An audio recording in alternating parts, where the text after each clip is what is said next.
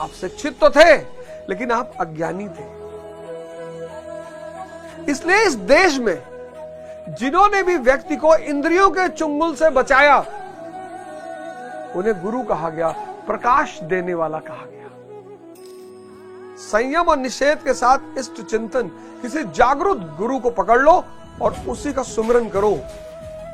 उसकी शक्ति तुम्हें घेर लेगी और तुम्हारा संबल बन जाएगी, तुम्हारा ताकत बन जाएगी।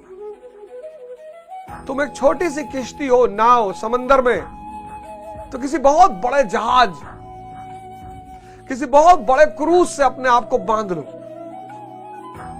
क्रूज समंदर के उस पार जा रहा है, तुमको भी लेके चला जाए, वरना डूब जाओगे। जय हिंद फ्रेंड्स, गुरुदेव भगवान की चरणों में सादर प्रणाम, सादर नमन। धर्म क्या है? विज्ञान है। विज्ञान मानव को महामानव बनाने का विज्ञान। क्योंकि माया में अगर व्यक्ति उलझा, माया उपयोग के लिए है, ऐसा भी नहीं कि छोड़ ही देना है। ये जो माया है जिसको आप देखते हो, संसार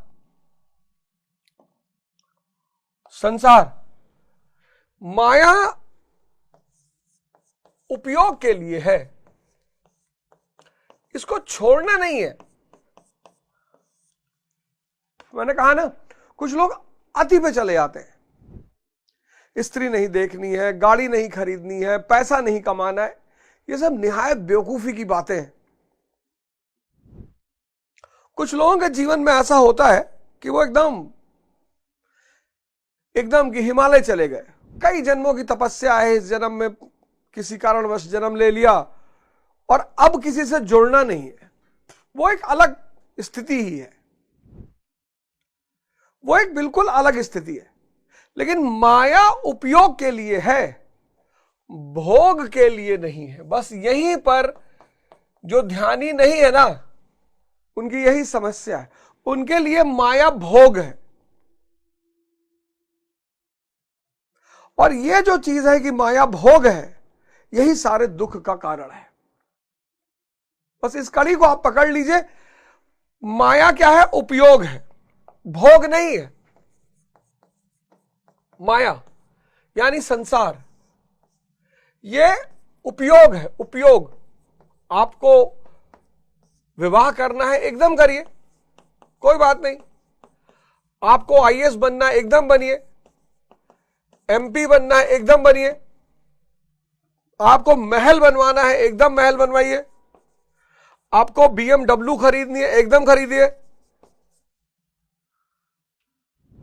पर बेहोशी में मत करिए, होश में, उपयोग के रूप में करिए।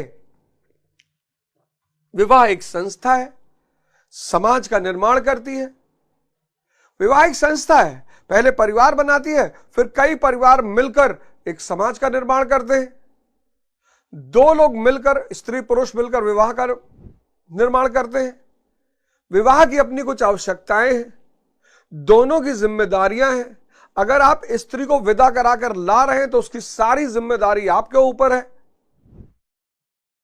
किसी को घर छोड़ा रहे हैं आप, तो सब चीजों को समझिए। माया भोग नहीं है। जिसने माया को भोग माना, बस यही वर्ग दुखी है।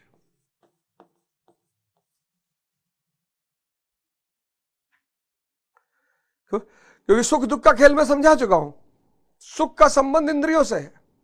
माया, सुख,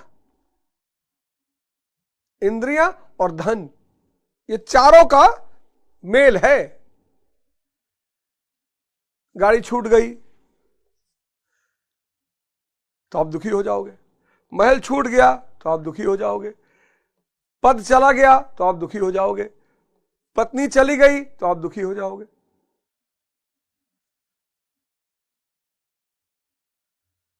और एक दिन इंद्रियां स्थिर पड़ जाएंगी। किसी भी बुजुर्ग आदमी से मिलिए, उसके साथ बैठिए जो 80+ का आदमी है, 80+ के किसी भी आदमी के साथ बैठिए जिसकी इंद्रियां खत्म हो गई हैं।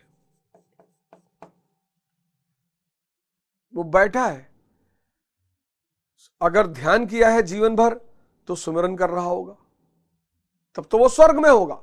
लेकिन अगर अध्यानी है तो भाई साहब नरक मचा देगा और बहुत परेशान करेगा, खुद भी परेशान है ना अंदर से, तो परेशान करेगा। योग साधना अनिवार्य है। पिछले श्लोक में मैंने आपसे कहा, कितना बड़ा सूत्र है वो, कि योग साधना रहित जो व्यक्ति है उसके अंदर निष्काम कर्म बुद्धि नहीं होगी। निष्काम कर्म बुद्धि क्या करेगी? वो अपने विचार को देखेगी कि विचार किधर लग रहा है, विषय चिंतन या इष्ट चिंतन। अगर इष्ट चिंतन पे लग रहा है तो भाव पैदा होगा, भाव से क्या होगा? शांति पैदा होगी, और शांति से सुख और महामानव की ओर आप अग्रसर होते जाएंगे। महामानव के पथ पर आप अग्रसर होते जाएंगे। सबके पास मौका है, सबके पास। साधना करनी पड़ेगी यार, बचोगे नहीं। एकदम रुको, एक प्रोग्राम शुरू करते हैं 6 महीने का, एक साधना का प्रोग्राम शुरू करते हैं 6 महीने का। अभी तो ऑनलाइन ही रहेगा, फिर प्रयास करूंगा कि महीने में एक बार ऑफलाइन भी मुलाकात हो, कि देखा जाए कि सबका विकास कैसा चल रहा है, क्या हो रहा है। तो शुरुआत करेंगे। तो 67वें श्लोक में भगवान कहते हैं कि जल में नाव को जिस प्रकार वायु हरण करके गंतव्य से दूर कर देती है, नदी में नाव बह रही है और हवा चली तो वो नाव को अपने गंतव्य से दूर कर देगी। ठीक वैसे ही विषयों में विचरण करती हुई इंद्रियों में जिस इंद्रिय के साथ मन रहता है, वह एक ही इंद्रिय उस अयुक्त पुरुष की बुद्धि को हर लेती है। ये बहुत, बुद्धि और इंद्रियां, बुद्धि और इंद्रियां, आशा करता हूं कि यह सूत्र सबने बना के रख लिया होगा। इंद्रिय संयम, इंद्रिय निषेध, और इन सबके साथ साथ इष्ट चिंतन। अगर इष्ट चिंतन नहीं है तो इंद्रियां कभी कंट्रोल में, नियंत्रण में नहीं आएंगी। यही शक्ति है जो इंद्रियों से, यही शक्ति, यही गुरु उंगली पकड़ रहता है, यही शक्ति है। इसलिए बहुत लोग साधना करते हैं पर टूट टूट जाता है, क्योंकि वो सिर्फ संयम और निषेध से काम लेते हैं। हम नहीं खाएंगे, हम नहीं देखेंगे, लेकिन संयम और निषेध के साथ जो सबसे बड़ा सूत्र है वो है इष्ट चिंतन। और अगर इंद्रिय कंट्रोल होने लगी तो बुद्धि स्थिर होने लगी। ये सूत्र को एकदम बैठा लीजिए अपने दिमाग में। अगर इंद्रियां नियंत्रित होने लगी तो बुद्धि स्थिर होने लगेगी। ये सूत्र आप बना लीजिए, चिपका लीजिए अपनी डायरी में। इस पे काम करिए, इस पे काम मत करिए। लोग बहुत उल्टा कर रहे हैं। वो दिमाग किसी तरह रुक जाए, शांति आ जाए, विचार रुक जाए, ओवर थिंकिंग रुक जाए। आज ओवर थिंकिंग से कितने लोग परेशान हैं। यहां काम करना है, इंद्रियों पे। ये सूत्र 1 लाख करोड़ का है जो मैं आपको दे रहा हूं, क्योंकि आप में से हजारों लोग, लाखों ओवर थिंकिंग का शिकार होकर अपनी जिंदगी बर्बाद कर रहे हैं। ये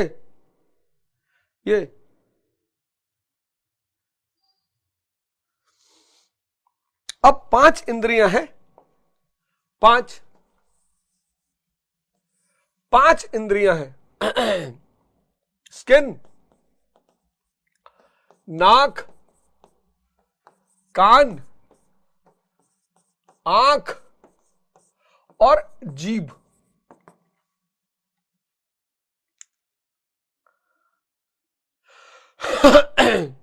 अब जीभ को लेते हैं। भोजन, स्वाद, सबसे खतरनाक इंद्रिय है ये। अगर, अब पढ़िए समझिएगा, हवा जो है नाव को अपने गंतव्य से दूर कर देती है, ऐसे ही विषयों में विचरण करती हुई इंद्रियों में जिस इंद्री के साथ मन रहता है। अब अगर आपका मन जीभ के साथ ज्यादा रहता है तो आप खाने के हवसी होंगे, दिन भर खाने में मन लगा रहेगा। अब जब दिन भर खाने में मन लगा रहेगा तो बुद्धि गायब है। ये सारी इंद्रियां आंख से जुड़ गए आप। आज ये जो आप ब्लू फिल्म देख रहे हैं ना, ब्लू फिल्म, ये आपको विनाश की तरफ ले जा रही है। आपने दमन किया, समाज ने कहा गलत है, गंदा है। आपने दमन किया, समाज ने कहा गलत है, गंदा है, पाप है, और आप दबाते चले गए। और अब मोबाइल आपके हाथ में आ गया और एक से एक video, Facebook, Twitter, Instagram, YouTube. अब एक तो अंदर का दमन, ऊपर से बाहर में उपलब्धि। अब मन इसी आंख के जरिए इसमें उलझ गया है, कहीं जा ही नहीं रहा है। अब मन खाने के नाम पे इसमें उलझ गया है, कहीं जा ही नहीं रहा है। आप उसको ले जाना चाहते हो किताबों की तरफ, आप उसको ले जाना चाहते हो पढ़ाई की तरफ, आप उसको ले जाना चाहते हो खेल की तरफ। इन्होंने बुद्धि को हर लिया है, इन्होंने बुद्धि को हर लिया है।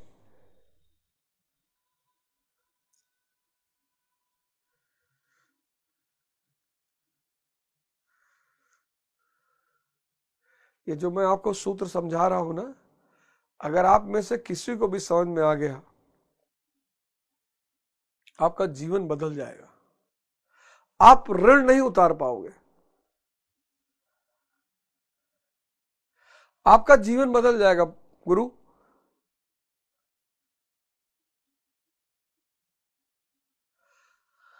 पूरा जीवन ही बदल जाएगा। इंद्रियों पे काम करो, बुद्धि अपने आप स्थिर हो जाएगी। संयम और निषेध के साथ इष्ट चिंतन, किसी जागरूक गुरु को पकड़ लो और उसी का सुमिरन करो। उसकी शक्ति तुम्हें घेर लेगी और तुम्हारा संबल बन जाएगी, तुम्हारा ताकत बन जाएगी। तुम एक छोटी सी किश्ती हो, नाव समंदर में, तो किसी बहुत बड़े जहाज, किसी बहुत बड़े क्रूज से अपने आप को बांध लो, और क्रूज समंदर के उस पार जा रहा है, तुमको भी लेके चला जाएगा, वरना डूब जाओगे। गुरु की शक्ति के बिना माया बहुत ताकतवर है, बहुत। आप अंदाजा नहीं लगा सकते हो, मैं समझ सकता हूं, क्योंकि मैं इस दौर से गुजरा हूं। इन इंद्रियों ने बड़ा शोषण किया है, ये अंधे मन ने बहुत परेशान किया। मैं जान सकता हूं, मैं समझ सकता हूं। मैं इतना रोया हूं, मैं इतने कष्ट से गुजरा हूं, मैं इतना परेशान हुआ हूं। तो वो जो चीज मेरे साथ हुई, वो आप में से बहुत सारे लोगों के साथ हो रही होगी। वो चीज, जो चीज मेरे साथ हुई, वो आप में से बहुत सारे लोग के साथ हो रही होगी। और मेरे समय में इतना बाहर भटकाव नहीं था जो आपके समय में है। वह एक ही इंद्रिय उस आयुक्त पुरुष की बुद्धि को हर लेता है। बुद्धि को शांत करना है तो इंद्रियों पे काम करना होगा। बाकी मिलते रहो साइकोलॉजिस्टों से, कसम खाते रहो, कोई फर्क नहीं पड़ने वाला। यही है सबसे खतरनाक सूत्र, यही 66 और 67 सूत्र, सबसे क्रांतिकारी सूत्र। योग साधना रहित व्यक्ति के पास निष्काम कर्म बुद्धि नहीं होगी। उसके पास भाव नहीं होगा, शांति नहीं होगी, सुख नहीं होगा। और जब इंद्री किसी विषय में विचरण करेगी, जीभ अगर भोजन की तरफ भाग रही है, बुद्धि को हर लेगी। आंख अगर ब्लू फिल्म की तरफ भाग रही है, बुद्धि को हर लेगी। अब अगर आप बुद्धि पे काम कर रहे हो, कोई फायदा नहीं। आज कितने लोग हैं जो कसम खा रहे हैं डेली, कोई फायदा नहीं। योग साधना करना ही पड़े, कोई उपाय नहीं है। आज कितने लोग हैं जो मनोवैज्ञानिकों के पास जा रहे हैं, कोई फायदा नहीं, कोई फायदा ही नहीं। उसको पता ही नहीं, उसको ये डायग्राम पता ही नहीं, ये डायग्राम उसको पता ही नहीं। ये तो धर्म बताता है, ये विज्ञान तो धर्म बता रहा है, धर्म। सोचो कितनी बड़ी साइंस है धर्म। गीता खत्म करने दीजिए, फिर आपको रामचरितमानस भी पढ़ाऊंगा, आदि ग्रंथ भी पढ़ाऊंगा, सब में यही सूत्र है। थोड़ा सा पेस पकड़ूंगा गीता पे, सब में यही सूत्र है, सब में। धर्म एक विज्ञान है मानव को महामानव बनाने का।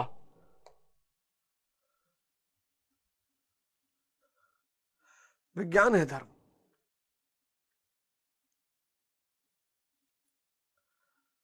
धर्म जो है वो विज्ञान है।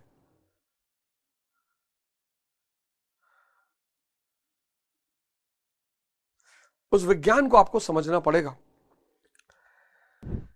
अतः योग का आचरण अनिवार्य है। देखो फिर अनिवार्य शब्द आ गया, फिर अनिवार्य शब्द आ गया। इष्ट चिंतन अनिवार्य है और योग अनिवार्य है। देखो अनिवार्य लिखा है, मस्ट। देखो गीता दो चीज अनिवार्य लिख रही है। एक, इष्ट चिंतन अनिवार्य है, क्योंकि वो जो शक्ति आपको चाहिए माया से बचने की, वो आपको इष्ट ही दे पाएगा। और योग अनिवार्य है। ये दो चीजें अनिवार्य हैं। एक, इष्ट चिंतन अनिवार्य है, यहां से आपको शक्ति मिलेगी, किसकी? माया से संभलने की।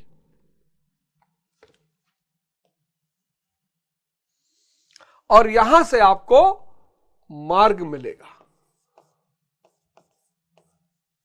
यहां से आपको शक्ति मिलेगी और यहां से आपको मार्ग मिलेगा।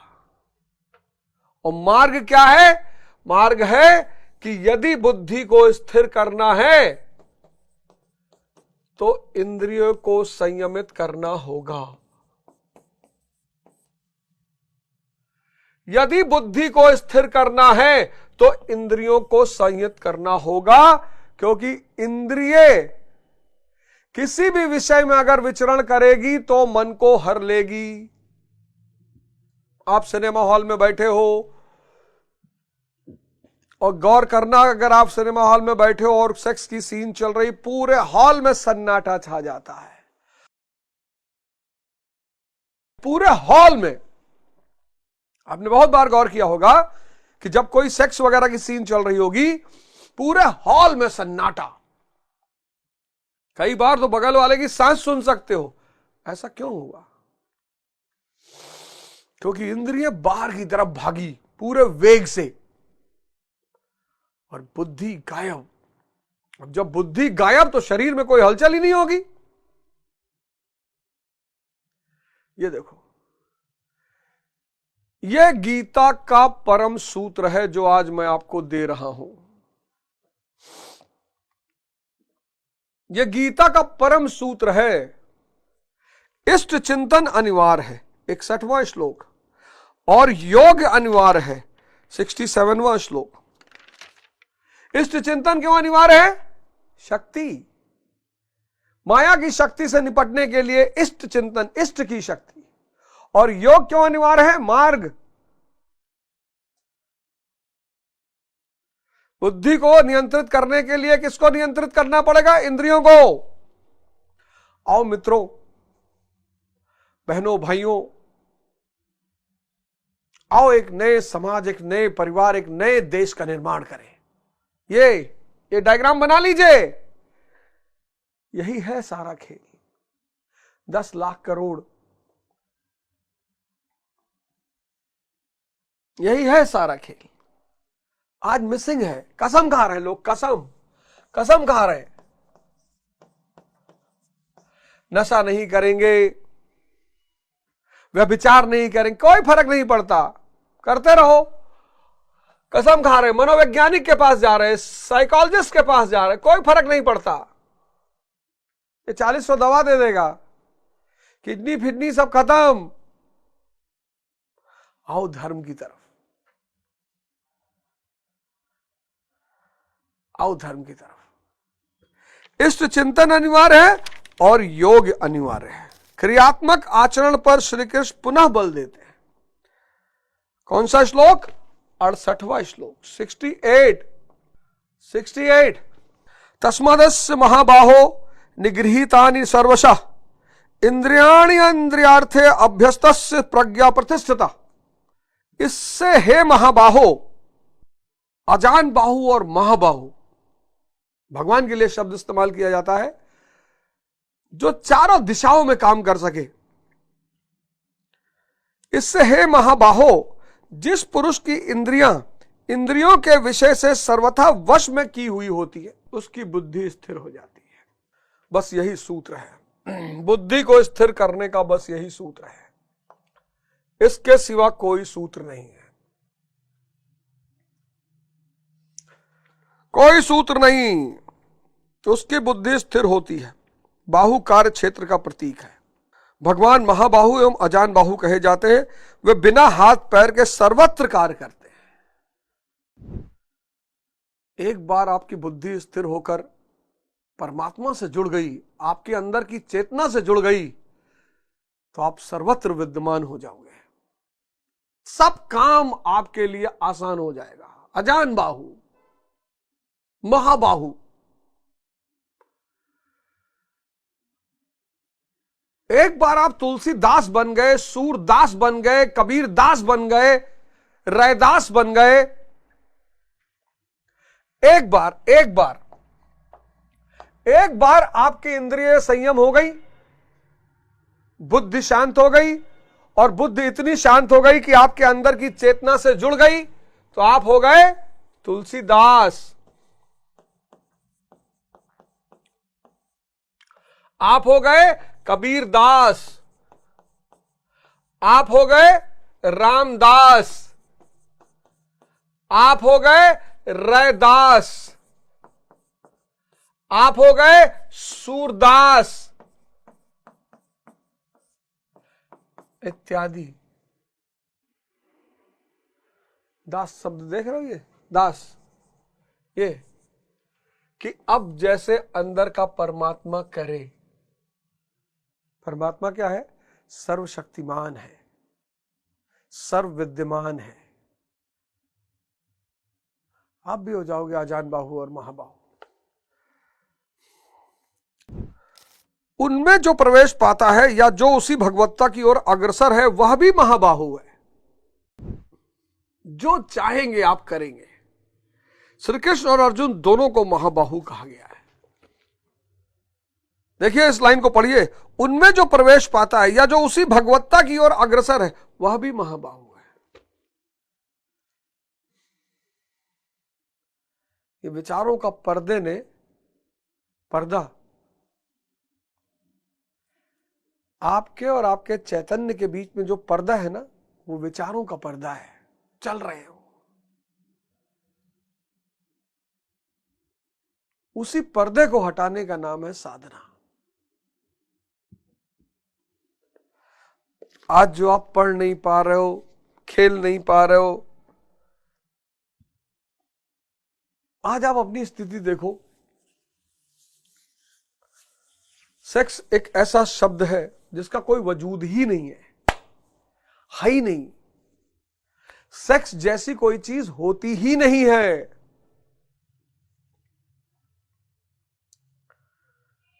लेकिन अज्ञानता, इग्नोरेंस, हो सकता है आप में से कोई इंजीनियर भी हो, आईआईटीएन भी हो, डॉक्टर हो, एमपी हो, एमएलए हो, साइंटिस्ट हो, लेकिन आपको बुद्धि और इंद्रिय का संबंध नहीं पता रहा होगा, तो आप अज्ञानी थे। आप शिक्षित तो थे, लेकिन आप अज्ञानी थे। इसलिए इस देश में जिन्होंने भी व्यक्ति को इंद्रियों के चुंगल से बचाया, उन्हें गुरु कहा गया, प्रकाश देने वाला कहा गया। इंद्रियां अंधकार की तरफ ले जा रही हैं। खाए जा रहा है आदमी, खाए जा रहा है, शुगर बढ़ गई, बीपी बढ़ गई, ट्राइग्लिसराइड, यूरिक एसिड,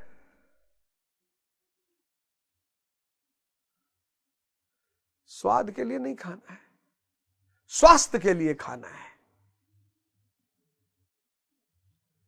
एक स्त्री संबंध, दूसरा, तीसरा, चौथा, पांचवा, भोग के लिए नहीं बीवी को लाना है, भाव के लिए लाना है।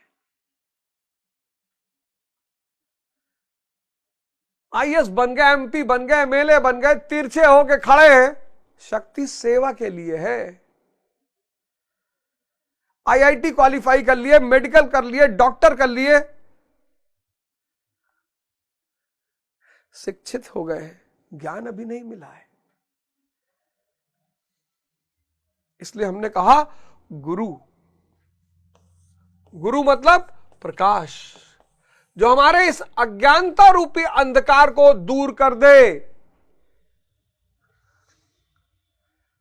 आप आईएएस हो गए, लेकिन आपको बुद्धि और इंद्रिय का संबंध नहीं पता था। आप एमएलए हो गए, लेकिन नहीं पता था। एमपी हो गए, लेकिन नहीं पता था। तो जीवन में अंधकार था। अभी एक नेताजी ने अपने पत्नी और बच्चों को गोली मारी है, एमएलए।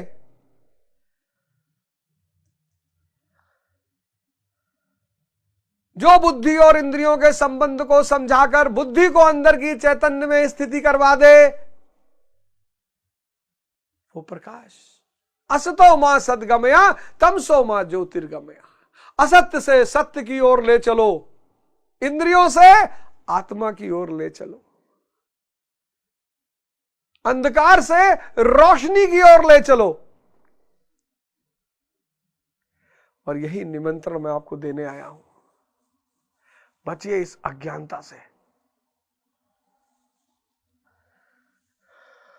बचिए इस अज्ञानता से, बचिए। इस अज्ञानता घेरे ले रही है सबको, सबको घेरे ले रही है।